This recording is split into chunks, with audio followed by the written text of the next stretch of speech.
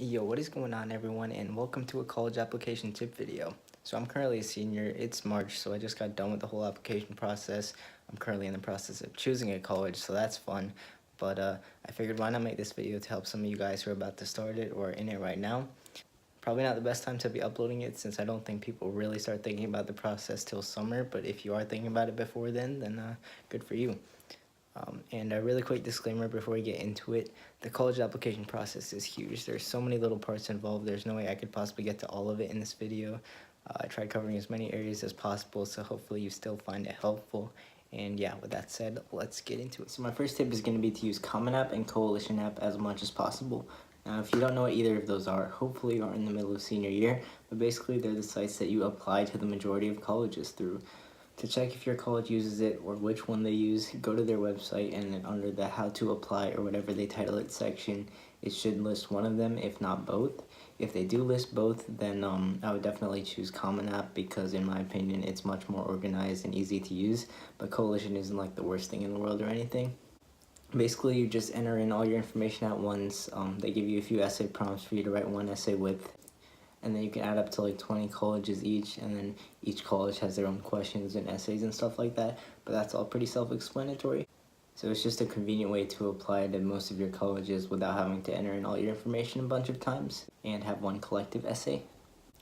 If you do end up like me though and have like one or two schools that use Coalition and the rest use Common App, you don't have to write a second essay. You can just go to Coalition, select the prompt that says select your own prompt, copy and paste the Common App prompt onto there, and then copy and paste your Common App essay onto there, and you should be good. You might have to cut down on some of your words because I believe their word limit is a bit less than Common App's, but other than that, it's totally fine to keep the idea and the prompt the same. Oh, and one pretty big exception to this tip is the UCs. I believe most, if not all of them, don't use either of these, so I didn't apply to any of them, so I didn't have that problem. But if you are applying to them, then definitely keep that in mind. Alright, tip number 2, apply early action. If the school gives you the opportunity to do early action, do it.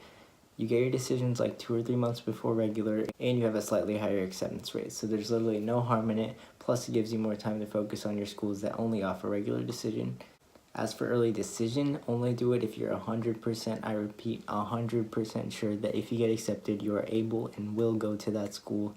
If you are that certain, then cool, definitely do it because the acceptance rates are significantly higher, I believe. But if you even have a little bit of doubt, then just go for early action. You don't want to get stuck tied to a school that you don't want to go to. The only ways I would suggest applying regular over early is if they don't have an early action, or if you're super pressed on time, like under 24 hours to write a good essay, it might be better to just take more time and focus on writing a quality essay for regular instead of rushing out one for early.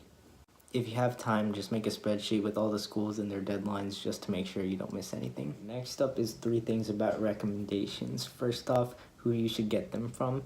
Choose teachers that know you as a person well and not just classes that you did well in. Recommendations are not just about grades. They're about your personality, your attitude, your interests, all of that stuff. So choose a teacher that you think would know that about you better than anyone else and can write about it. And like I said, not just someone who you think likes you just because you did really well in their class. Second thing is when to ask them. Ask them early. I'm not talking like the end of junior year early, but like the first 2 weeks of senior year. That way you're still one of the first to ask them, but it gives them enough time to write a decent rec, especially if you have one of those October or November deadlines. It should still be enough time, but you're not asking them like too early, if that makes sense. So the third thing is how recommendations work on Common App.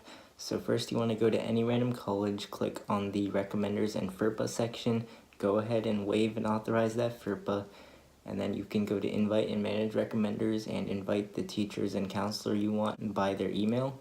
Then you can go to the teacher section and assign the teachers you want for that specific college. They'll get an email with the link to submit your recommendation. When they do that, it'll say submitted on Common App, and their part will be done, but you can still add that same recommendation to any other school you want without them having to do anything. So that was probably really confusing. If you have any more questions, definitely leave them down below. But for now, moving on to tip 4, think of essay ideas early. I cannot stress this one enough.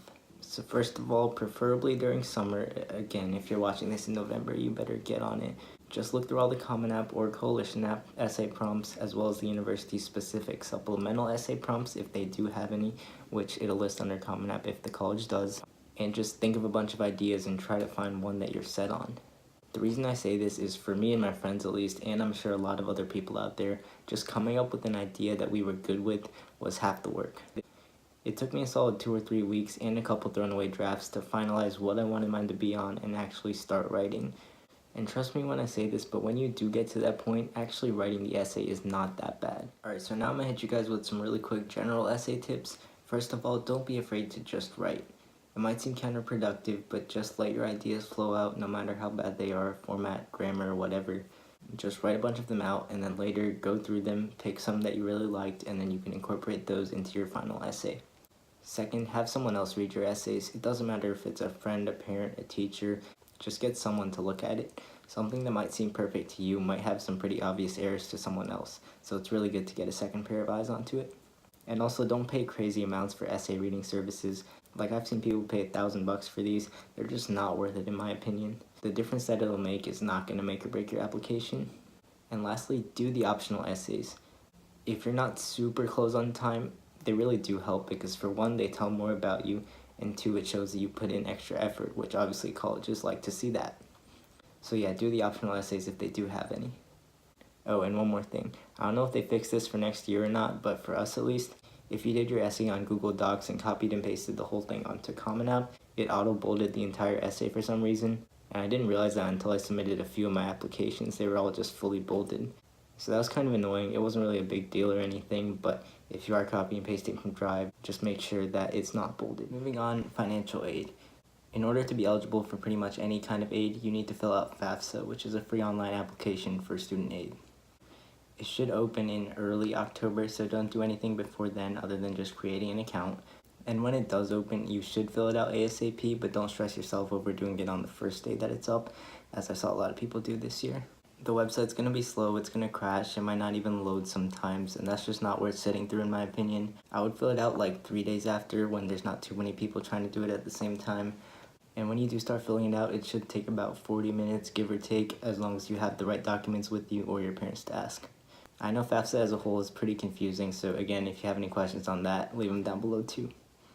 My next tip is going to be to be careful what outside resources you're using and don't look too much into them. I know it's tempting to use Prep Scholar's admissions chance calculator, College Vine's perfect essay tips, or other stuff like that, but trust me, they're not the say-all be-all of your admissions chances or how to write a perfect essay, so I try to avoid them as much as you can, unless you're like completely blanking.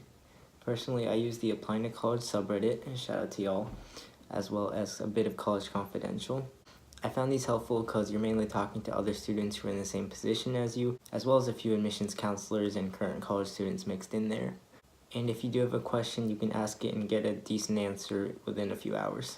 Just keep in mind if you do go to these, a lot of the people on there might have high test scores and GPAs, so if they post their stats and they're better than yours, don't get discouraged because like I said, a lot of the people on there are like at the top and applying to Ivies, and you don't have to be at that level for these to be helpful.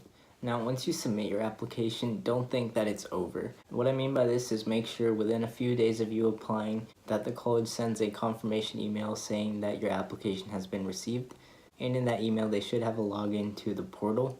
Once you get in that portal, you should see the status of your SAT or ACT score, your transcripts, your recommendations, all of that.